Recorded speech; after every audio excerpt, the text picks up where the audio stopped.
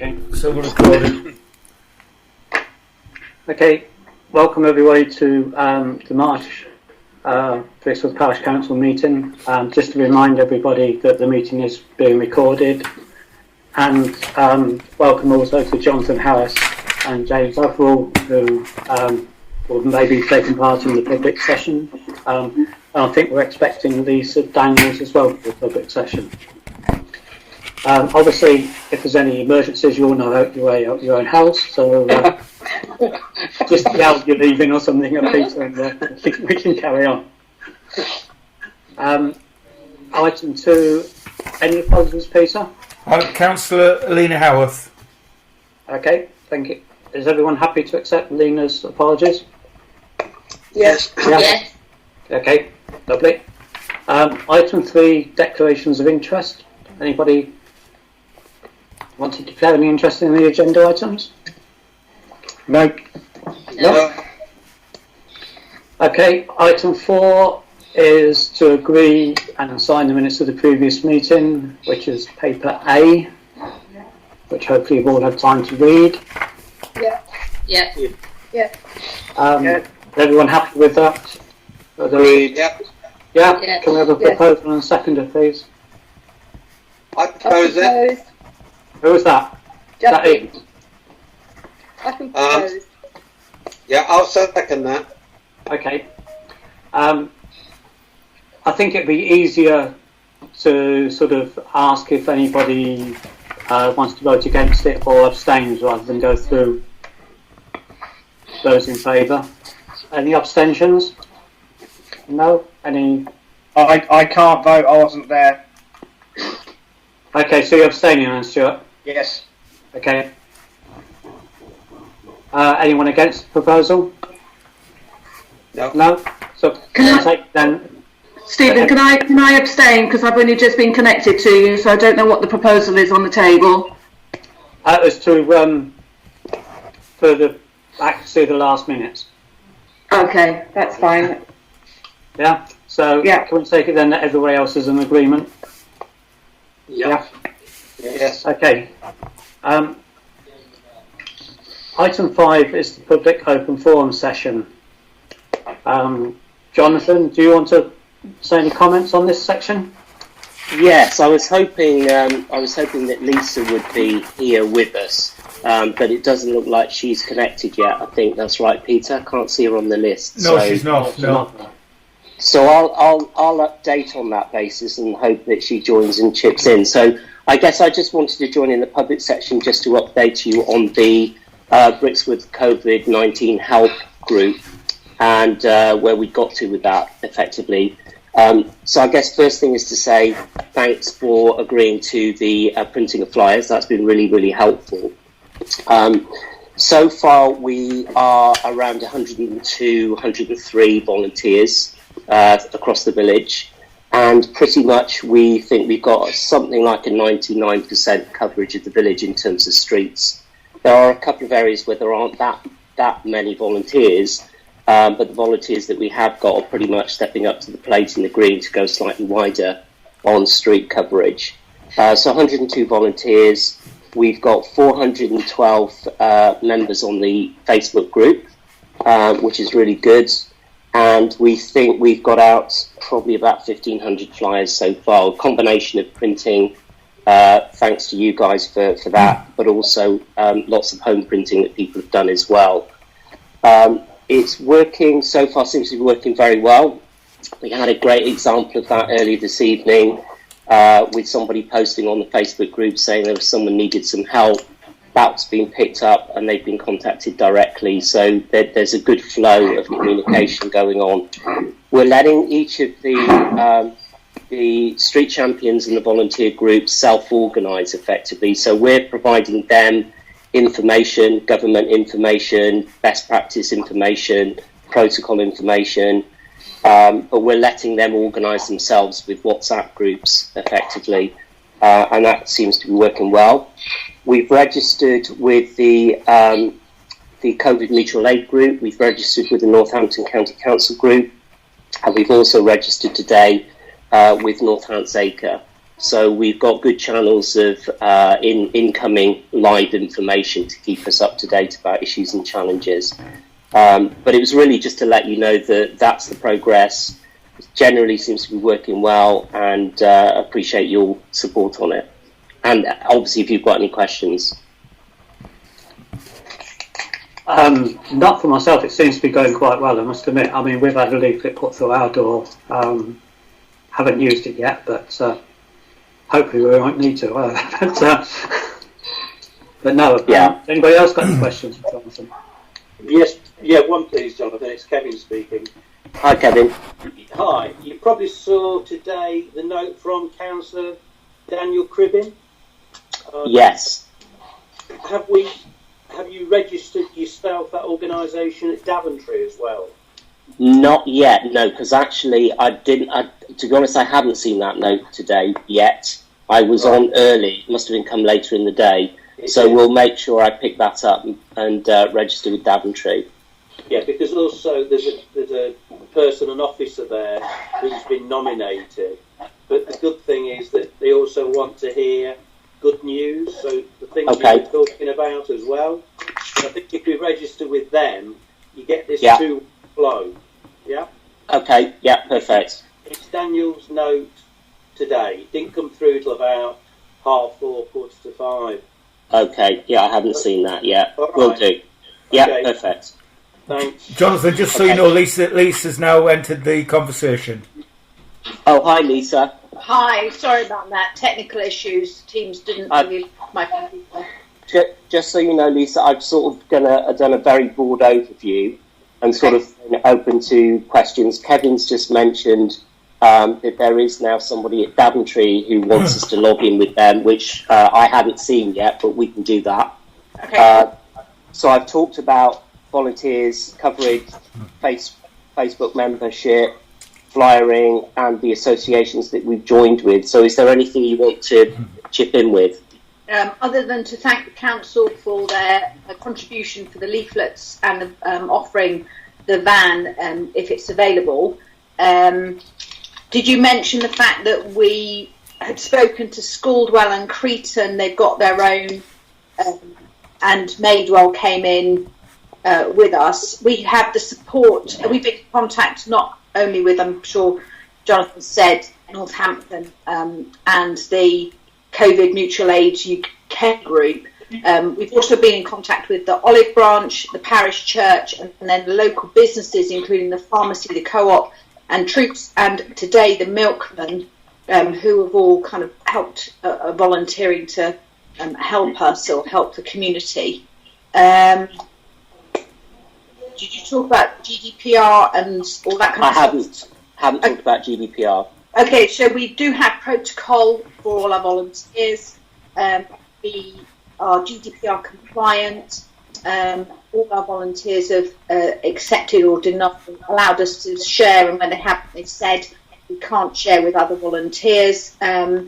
So, I don't know, without actually having heard you, Jonathan, it's not so clear what else you want to say.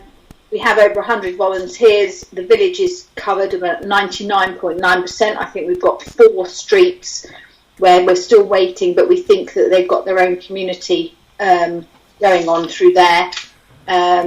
We've been in contact with Happy Homes, so they know what we're up to, so they know who to contact if they're vulnerable. People say, I've received this, so they can check up with us to make sure we've got the volunteer on our list. And we've had a great response. It's been fantastic. I have to say, I've been heartwarmed by the community and how they've responded to this, and how, I can pick up the phone and say, I've had a message from number so-and-so, could you find out who's looking after it to the local, the smaller hub? And they go, no worries, we're all over it. And then they message me back to tell me, what they've done, and it's all right. So, and it's amazing how fast we've been able to mobilise. I think the thing that I'd like to ask the parish council is could we would really appreciate some support, not just morale support, but also maybe a link on your website to say, look, we're here to help. and we've got contacts to, various places to give you, if you need help in the house, we have the contacts, but our volunteers can't do that. But we're here to shop, we're here to pick up pharmacy, we're here to chat over the fence, pick up the phone, all within the guidelines of the government. This is going to go on for some time, so the more support we can get, the better. Lisa? Yeah. It's Sandra here. Do you want to write a piece so then the media can distribute it, because it's your organisation, you kind of know the message that you want to put across. You can then ping that to us, and then we can put it on our platforms. Obviously, you must have a direct link with Brixworth Let Us Know as well. Yes, they're well aware of us, and they frequently have posts saying, talk to this group. Yeah. So are you happy to write a piece and then submit it to me, and then I can distribute it amongst the media and comms committee? Yeah, I'll do your press release. That's great, thank you. And I can put that on our website, Lisa, and if you send me a link to anything you've done, I can do that as well. Okay, thanks guys. Yeah, we've got a web page and the Facebook page as well, so we can do that. We can link to both, yeah. Okay, brilliant. And thank you both for all the work you're doing. That's brilliant. Yeah. Well, thanks to the community. They're the ones who are doing it. Yeah. Absolutely. I just would like to make one final comment. What I'm really keen to do with this is hopefully finally get a good neighbours scheme up and running. That's a long way off yet. We need to get through this, but there are definitely some really good active volunteers that I think we can hopefully get engaged with that in the long term, so that if we have to do this again fairly rapidly, maybe there's a mechanism that we can tap into. Yeah. I'm sure that will be going on all over the country. I'm sure this is maybe the first of anything that could happen in the future, but at least we'll all have a system in place then. Yeah, absolutely. Yeah. Peter? Yes? Peter, how would this link in with the emergency plan that we've been looking at? Well, what it does, the emergency planning is organised at county level through the local resilience forum, and then the county council and all the other level 1 and level 2 responders meet on a regular basis. They have all the plans and all the details, and they're the ones that validate plans, emergency plans. Parishes tend to, the only services that parishes offer in an emergency normally is a rest centre and potential mortuary facilities under the Public Health Act. That's when we're called upon. This is slightly unusual. There should be plans in place for pandemic flu, but this flu is unusual insofar as it's normally vaccination centres that are organised for pandemic flu, and of course there's no vaccination. So it's a unique event at the moment. Hence, everybody's not making it up on the hoof, but they're responding to this as things arise. The parish plan, all it is a list of local resources. So it wouldn't be much help in a pandemic flu situation. Does anyone else think that that we could link what we're doing on ground level to an emergency plan which is supposed to be nationwide, albeit local? Well, I'd quite like to do that if that was possible. I went to the meeting about writing the emergency plan a while ago, and I'd like to look at that because, okay, this is the situation now, but it's possible that in a couple of years' time it could be heavy snowfall or whatever. There are similar things that could be set up. So, Peter, I know I said I was going to look at that with you because you'd got some experience of doing it before.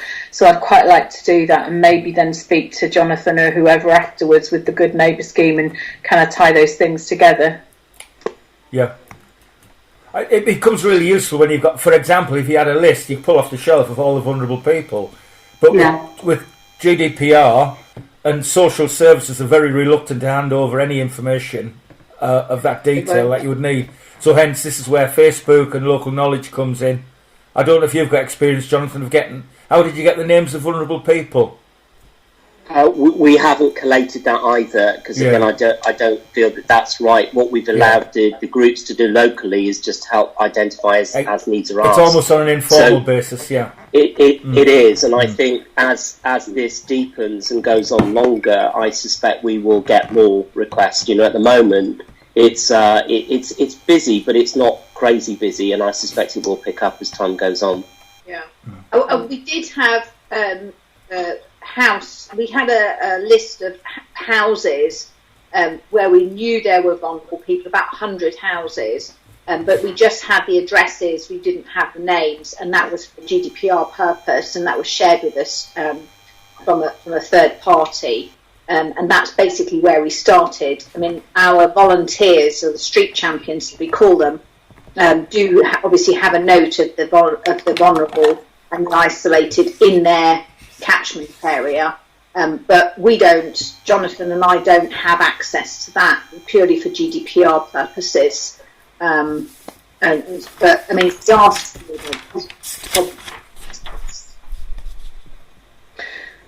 I think there's a way that we could do that. I think having a list of vulnerable people isn't very useful anyway, in that it's changing potentially on a monthly basis if we're talking about a long-term plan. What we need is a list of contacts to whom we can speak. For example, I've spoken to, in trying to sort out this holiday hunger thing, I've spoken to the head teacher. Now, she hasn't given me the names, but she's given me the numbers of the kids that she deems vulnerable in the school, and the number of families that she would be concerned about, number of free school meals, number of pupil premium kids. Now, she's got that information, therefore she could be a point of contact. We don't need to speak to those people. We need to speak to the head, and she can disperse that information. And equally, there'll be other connections within that. There'll be the health visitors, for example. We don't need to speak to the people, we need to speak to the health visitors. Now, maybe not in this situation, but do you see what I mean? It's we need to take a more strategic view, don't we? Yeah. Yeah. So maybe what we can do, because this isn't the forum to do it, is have a working group later at some stage, whether that's within the week or within the month or within 3 months, so that we can take an objective viewpoint on this, stand back from it, and go, right, okay, what were the lessons, and have a directory of key workers, whether it's head social worker at county or your local health visitor, etc., etc. But if we have like a ready directory, instead of going, do you know, or have you thought of contacting this person or that person, it's just a ready reckoner of who we should be contacting. Maybe that's something we can't do it now because this isn't the forum for it, but maybe we can have a meeting. Yeah, then. One of those exists already. Okay. On the something like, it's run by the police, certainly in Milton Keynes, and in Northamptonshire they've got one as well, and it's a list of all the key people for emergencies such as this. But when I went on there, it's really out of date. So I think we need a local list as well that says things like, head teacher and definitely, the key people within the Brixworth area. Yeah, and that we should have that somewhere. So any kind of emergency or bigger plan that we need, we've got those key people that we can contact. Yeah, I think so. Yeah, I think we should put it in the emergency plan that Elaine's going to prepare with Peter. So then, if there's a record of it on the clerk's computer, so it can be accessed by anybody. Yeah, I'm quite happy to help if you need help, because I was part of the emergency planning team at St Andrews, and it was a few years ago now, but that was part of what I did. So if you need any help with that, I'm happy to. That would be good, Jackie. Okay. Yeah. Thank you. Me as well. I've been on a emergency planning course in the past. Obviously, that's been a few years now, so that's been needing updating. But I've helped out in emergency planning and scenarios with the county council in the past, so I'll be willing to assist if needed. Thank you, James. That sounds like we're starting to get a group together now. Yeah. Yeah. Yeah. Jonathan, Lisa, have you got anything else to add, or has anybody else got any questions? No. Just one other point, which is the website that we've set up. That we'll send a link to you, Peter, to put on the page if we can. That's a dynamic site, so we are keeping that updated. We're putting blogs on that quite regularly as well. So we're obviously mindful that it's not just practical physical health, but it's also about mental health as well, potentially.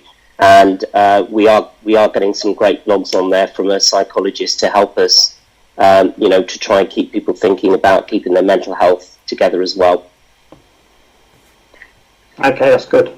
Have you got the link to the NHS bit on mental health? That it came through to me today from the government website. Really, really good. We haven't, but we can add it. We've got the live coronavirus link on there, but we can definitely add that link too. Yeah. The council's website's got links to the .gov site and also the NHS site, and obviously the banners for them at the moment is about the current situation, and those have been installed in the last week.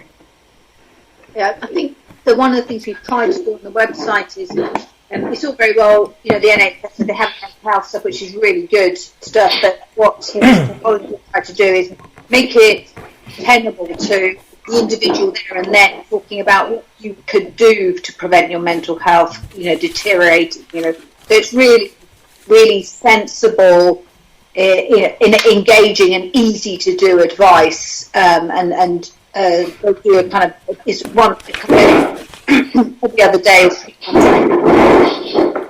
that is easily readable and very, you could take the advice there and then without having to, read extra bits and pieces or feel like it's coming from your daughter. It's how it's written. But yeah, definitely put the NHS link on there as well as an additional. Okay. I know we've got lots of other things to get through this evening. Has anybody else got anything to ask, Jonathan or Lisa? No.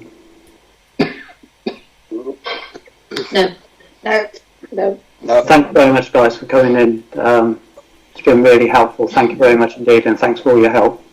That's okay, and I'm going to leave you to it. I think Lisa probably is as well. So have a good rest of the evening and enjoy your first initiation. I know, you tried it yesterday. Take care, guys. Okay, thanks Thank you very both. much. Cheers. See you soon. Okay. Bye. Bye. Bye. Bye. Bye. Bye. Okay then, moving on now. We've split the agenda into two parts. Part one for decision and part two for information. What we'd like to do is to deal with the finance, obviously as normal, and then the business continuity to deal with that as a whole, and approve all the recommendations in one go. There's a lot of small ones to go through. Then deal with the risk analysis, and then part two, which is all for information only, which again we can deal with in one go, so that everyone's already had a chance to read those and there are any notes, and that will limit the amount of time we're spending on that. Part three, there's nothing extra to report on that, so we can sort of skip that one. If we go back to item 6 now, which is the finance, which is to consider the financial transactions and authorised payments for March, which is paper B.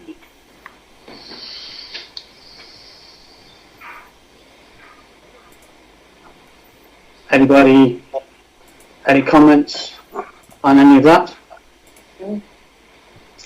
No, not from me. No, not from me. No. Could we have a proposal then to pay the bills? And seconder, please. Yeah. Thank you. I second that. Thank you, Tom. Is everyone in favour of that? Yes. Yeah. Yeah. everybody? Yeah. Yeah, okay, good. Okay, paper C is the business continuity plan to allow us to carry on during this sort of virus pandemic. Peter issued this just over a week ago, so we had plenty of time to read through this. Yeah. Really, it extends Peter's authority on some things, certainly on some financial stuff, so that we don't need to keep having meetings. It's not the ideal way to have them, but I mean, it's obviously going to work. What I'd like to do is to just do, there's lots of recommendations. If we could just do it on a, is everybody happy to go with all those recommendations? Yeah. Or has anybody any questions on anything? Got one question, Chairman. Yes, Ian.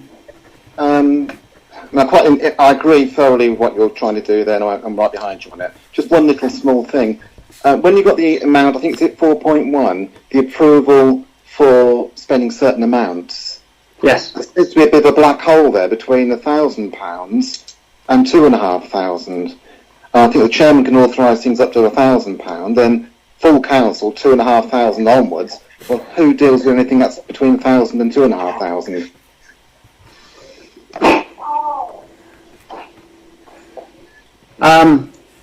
Yeah, that's a good point. I think, in principle, I'm happy with it, as long as we can allocate that to someone's responsibility.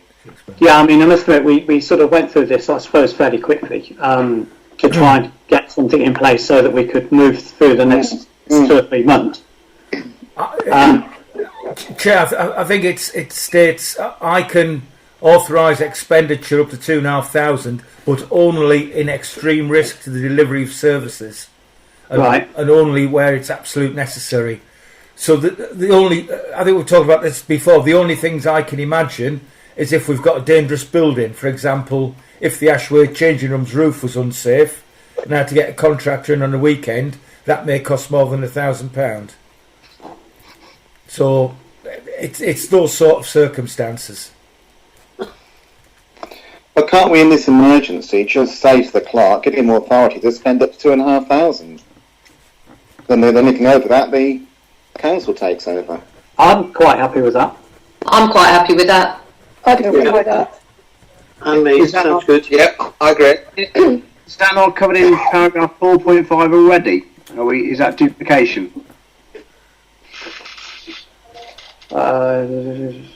That's really what Peter was saying. Yeah, so is that not already risk? Yes. It's for extreme risk.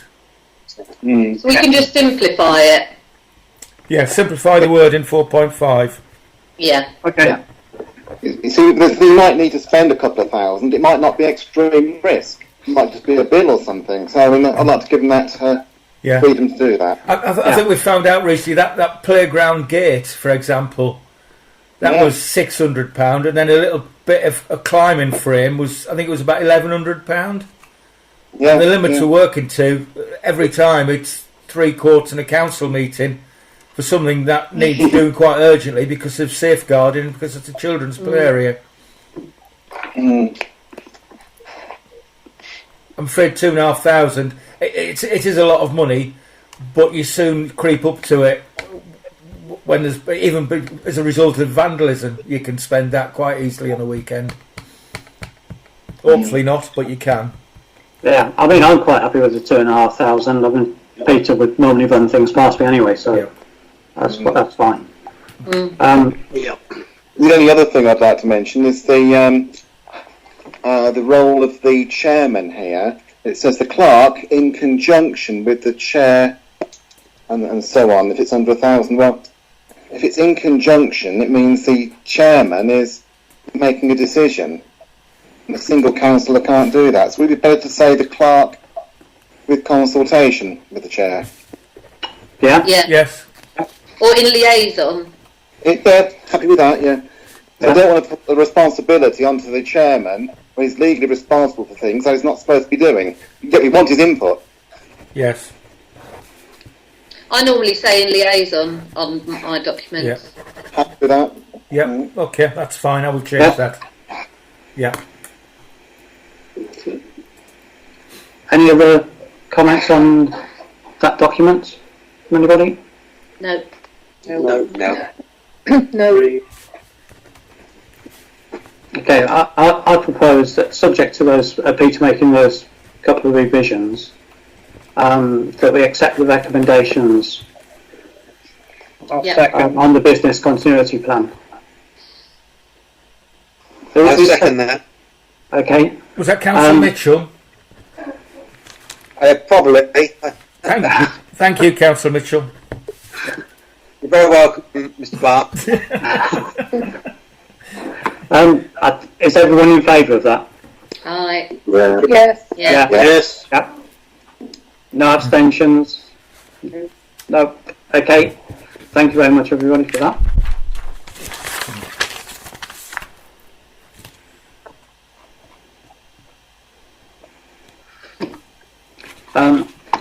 Item D is the risk register.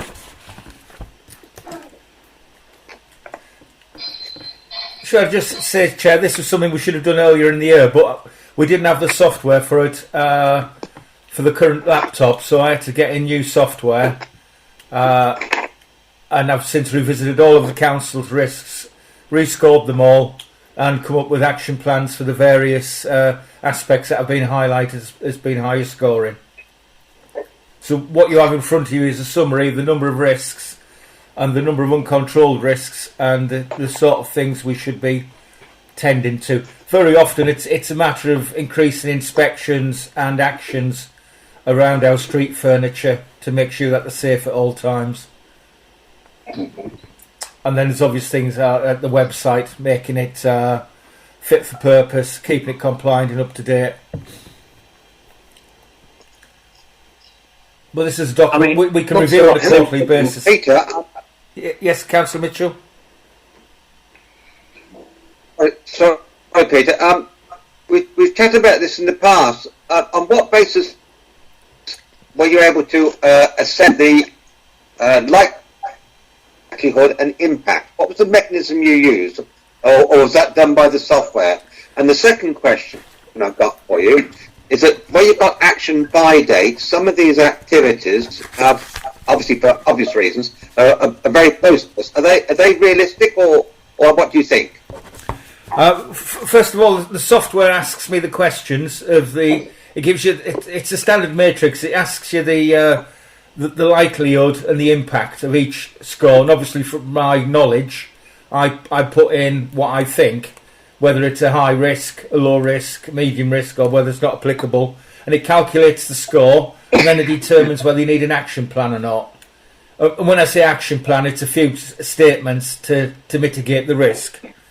The date, I've just picked a variety of dates. Some of them will be easier to resolve because of things like inspections, where I can just change the inspection form for the existing groundsman, for example, to start inspecting the bus shelters on a regular basis, or inspecting the car park at the village hall on a regular basis, keeping on top of things. So sometimes it's just a matter of amending existing processes, but some of the things are longer term, and that'll happen when we look at the staffing and adjust the staffing to make sure that we can cover all our responsibilities. Right, okay. I mean, this document runs to 26 pages. Without prolonging it, are there any specifically high-risk items that need immediate attention, or they all generally fall into the score of 4 or less? They're generally all in the middle. Anything high I would have attended to anyway. But of course, as we've realised from the pandemic flu, it's always the one that you're not expecting to happen that catches you out. But you can only make a reasonable judgment. Yeah, I understand. Okay. Thank you. Are you okay with that now, Tom? Yeah, a lot clearer. I'm happy to sit with you, Councillor Mitchell, if you wanted to go through it in detail. More than happy. Yes, I mean, I'm used to doing risk assessments based on a Transport for London model where they use a sort of 5x5 matrix. And Yes. It drops out a score and it puts things into a sort of red, green and amber automatically. I assume that's what your software does in order for you to give a score Yes. in the way you've done. Yes. Yeah. The medium score is the amber. Yeah, okay. I'm just seeing if there's any, and the green scores, it hasn't forwarded it into this report. So Right, there's right. one there where there's a high impact. Yes, Yes, loss arising from theft. that's right, yeah. I've Yeah, noticed that so one. that is me basically leaving a laptop and it's getting stolen or whatever. In my view, it would have a high impact because of all the information on it. But the mitigation is, of course, we duplicate everything on OneDrive, and I keep the laptop secure at all times. But Okay. yeah, And can I just, sorry, one final question then perhaps. Each form, it says submitted to council by, I mean, presumably at some point, this will get completed and a wet signature will appear on Yes. it at some point. Is that right? That's the intention, Yeah. isn't it? What I'd like to do is risk management's within the terms of reference for the finance working group. So what I'd like to do is the finance working group to review every 3 months, and we can go through it and make sure that actions are being carried forward. Okay, that's good. So that closes the circle then, doesn't it? Yes, yes. Thank you for that. Tom, if you would like to sort of join one of those groups, just when we were looking at the risk assessments, you're quite welcome to come along. Okay, thank you for that offer. I shall give it every consideration.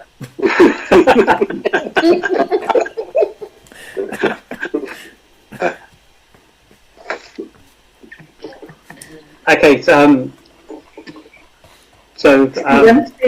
before we move on, so Yeah.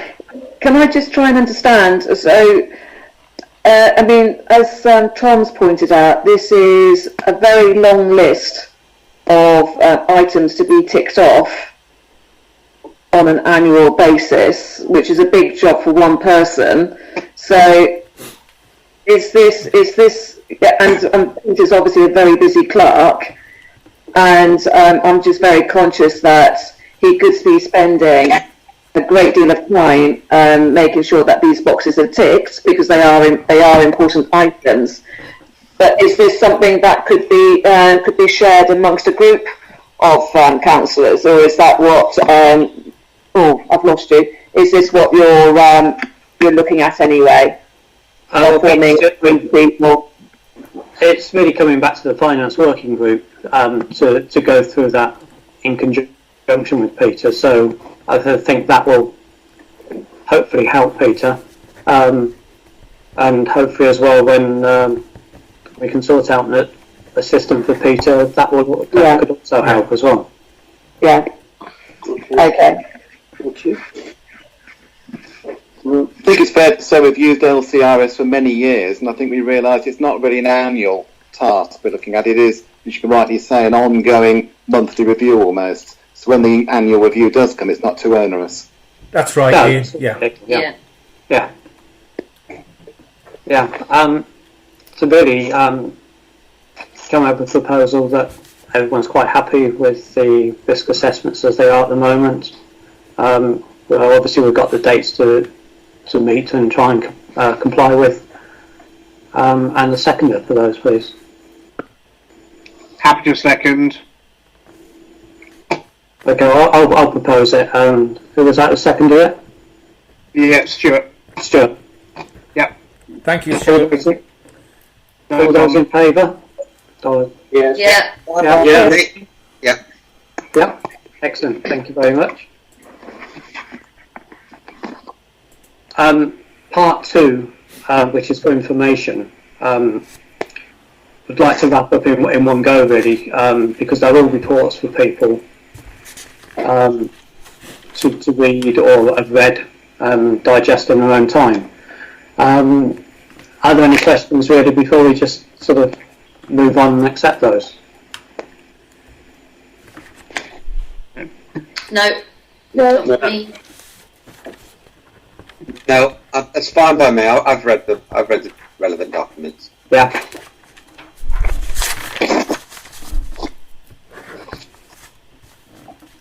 Okay, so that sort of deals with the full information section. Part 3, there's nothing else to add to that other than what was in the parish clerk's report. So I think we can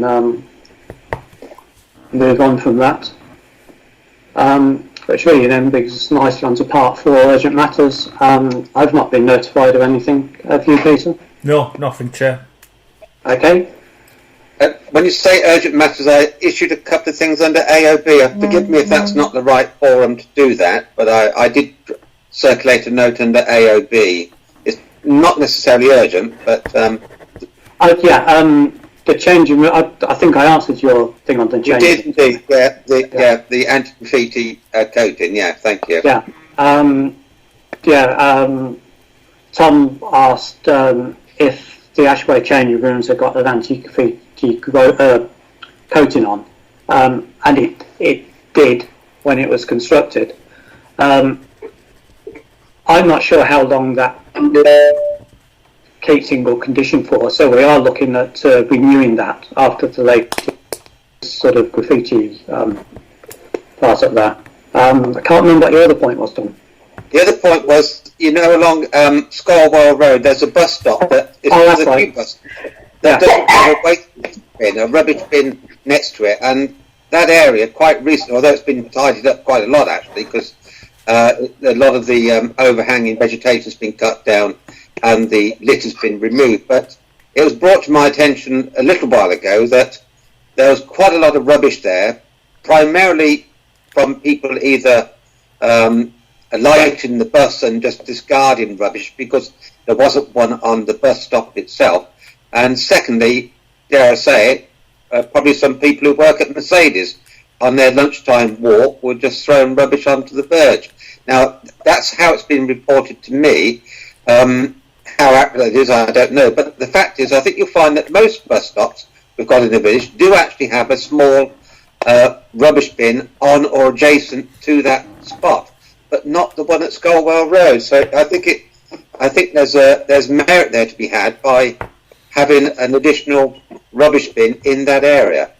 That's right. Peter was going to drop a note to Mercedes to ask them if they could ask their employees not to drop their litter. Stephen? Well, that's part of the problem. That's being mindful of that. Of course, then you get people who just come up the X7 bus at some point, or even people getting on the X7 bus. Stephen? Yes, Sandra?